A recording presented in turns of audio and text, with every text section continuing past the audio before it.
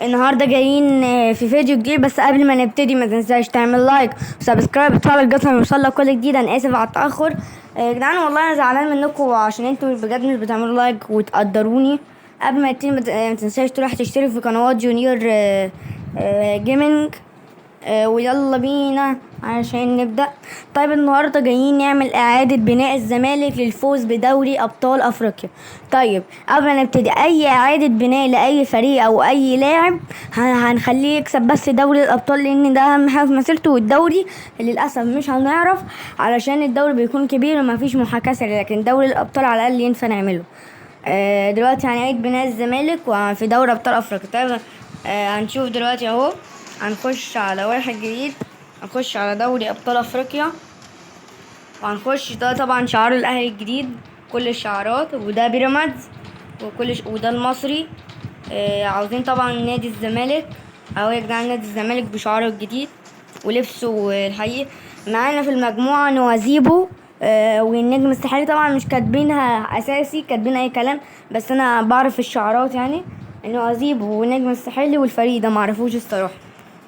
ودي باقي البتاع. اول جولة هنقابل نوازيبو هنا في مصر على ارض الزمالك. تعالوا نشوف بقى هنعمل ايه في اول جولة في دور المجموعات في دوري ابطال افريقيا. لو لسه ما عملتش لايك بجد هزعل منك. طيب دي التشكيلة. هنلعب بخمس مهاجمين لاني مؤاخذة في الكلمة. الزمالك يعني الدفاع بتاعه ما بيركز ساعات يعني، فهنلعب بخمسة مهاجمين. هيكونوا احمد فتوح وعبد الله. طيب هنا بس هنزل المسلوسي.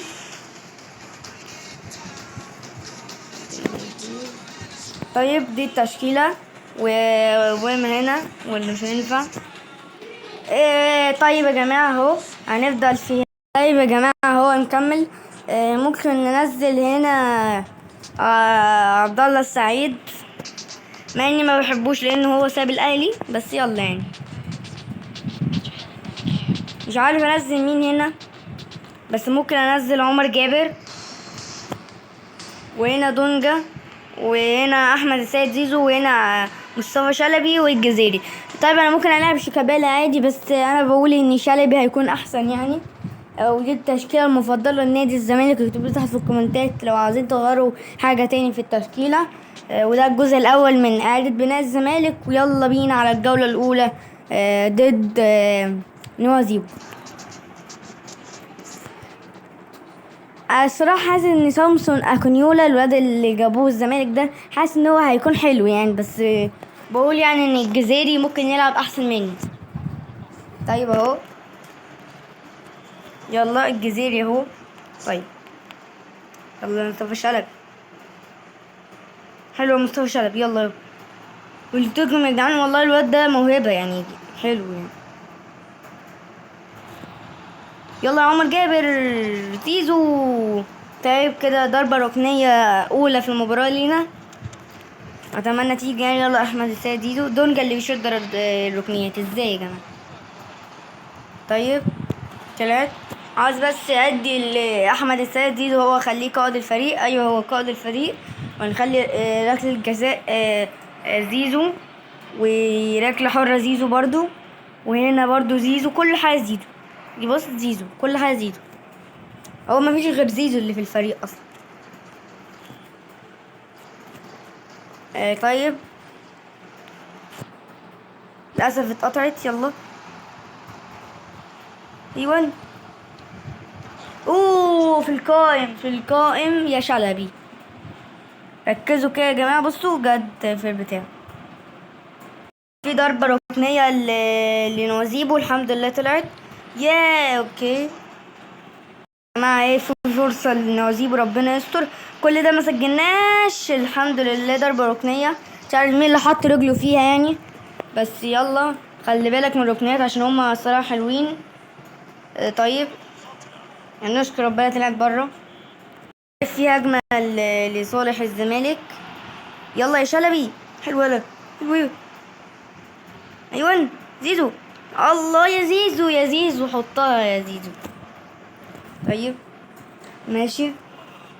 وصلنا يا جدعان للدقيقة 80، مش عارفين نسجل في نوازيبو المالتي ده.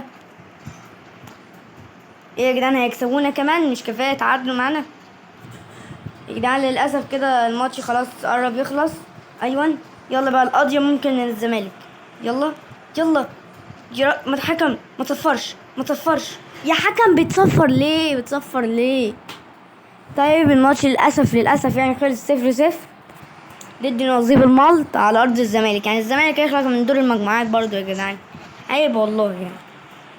طيب في الجولة التانية تعالوا نشوف هنعمل مين، بس تعالوا نشوف المواجهات. طيب طبعا الاهلي مش مشارك، تخيلوا. ومين اللي مشارك بقى؟ بيراميدز. بيراميدز كسب مازيمبي 1-0. احنا كده معانا نقطة واحدة بس، وهنقابل الفريق ده معرفوش الصراحة، اكيد مليار في المية لازم نكسبهم لازم. يلا هنعمل له محاكاة سريعة، مش محاكاة سريعة لان مفيش حاجة اسمها ده. انا هلعبه وبعد كده هرجع لكم تاني. يلا بينا هلعبه يا جماعة. دي هتكون التشكيلة زي كل مرة. وطيب هننزل محمد عواد ويلا بينا. طيب يا جماعة الماتش خلص 1-0 للزمالك الحمد لله. ومصطفى شلبي هو اللي سجل الجول في الدقيقة 63. والجزيري هو اللي صنعله. طيب في الماتش التالت طبعا مفيش غيره، هنقابل النجم الساحلي التونسي. تعال نشوف بس الأول بيراميدز عمل ايه. مش هيفرق معايا بس نشوف. كسب يعني كده انا وهو حلو يعني ماشيين حلو.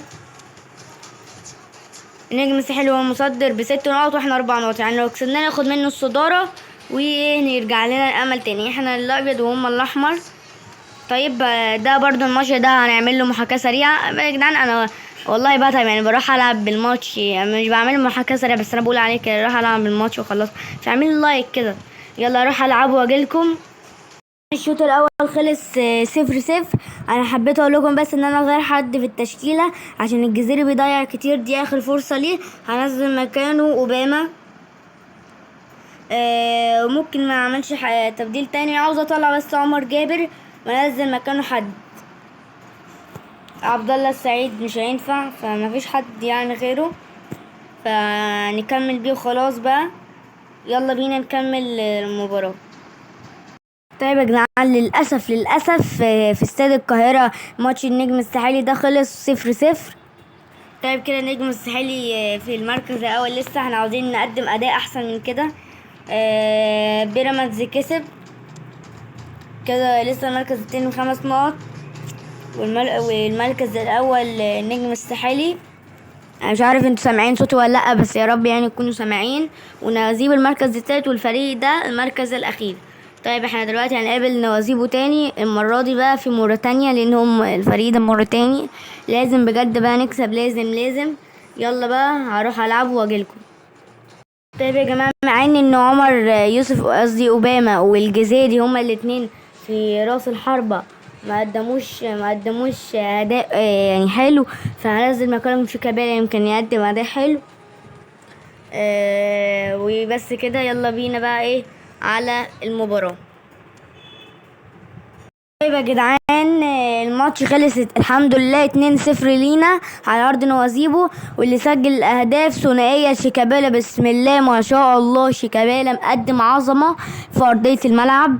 هو اللي سجل هدفين، واللي هدفين احلى من بعض. انا كنت طبعا كنت بلعب اللي هو في اللعبه يعني، كان الهدفين احلى من بعض، هدفين روعه. يا ريتني كنت وريتهم لك في الدقيقه 14 والدقيقه 63 وكده. مش عارف بين المركز الاول ولا لسه التاني. تعالوا لسه نشوف. الاول بيراميدز عمل ايه، كسب الحمد لله. لسه المركز التاني ب8 نقط، ونجم الساحلي ب10 نقط. هنعمل مين؟ هنقابل الفريق ده. والنجم الساحلي في اخر دي هتبقى جولة ضرب نار. ده احنا لو كسبنا الفريق ده المفروض نكسبه يعني. فدلوقتي يلا هلعب الماتش وهجيلكوا يا جماعة. نسيت اقول لكم عواد كان متألق في الماتش، صد كورة حلوة اوي. ويلا بينا بقى عشان نلعب الماتش يا جدعان. الماتش للاسف خلص 0-0. انا هتجنن بجد، هتجنن. والحكم ضدنا، يعني الحكم بيصفر وانا انفراد بزيزو. طب ليه؟ معرفش. وللاسف يعني خلص كان في اخر الدقايق، يعني كنت ممكن اسجل الانفراد ده. ولعبنا وحش قوي. انا تعبت قوي مع فريق الزمالك ده، شكلنا كده هنطلع لا قدر الله. وخلاص في اخر ده جولة. تعال نشوف المركز الكام. بيراميدز كسب الفريق ده. المركز التاني ب9 نقط وهم 11 نقطة. طيب احنا كده لو كسبنا النجم الساحلي الماتش الجاي ان شاء الله هنتصدر المجموعة. هو المهم صعب كمان في تونس اللي هي الجماهير الجامدة دي، بس ان شاء الله نحاول نكسب في الجولة 6.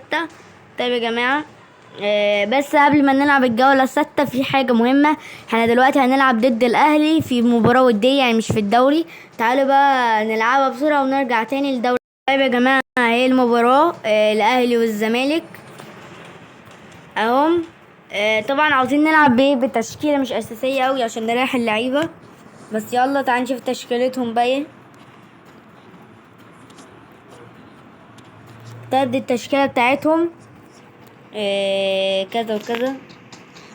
طبعا ما اقولكش حد. وطيب ويلا بينا على المباراة.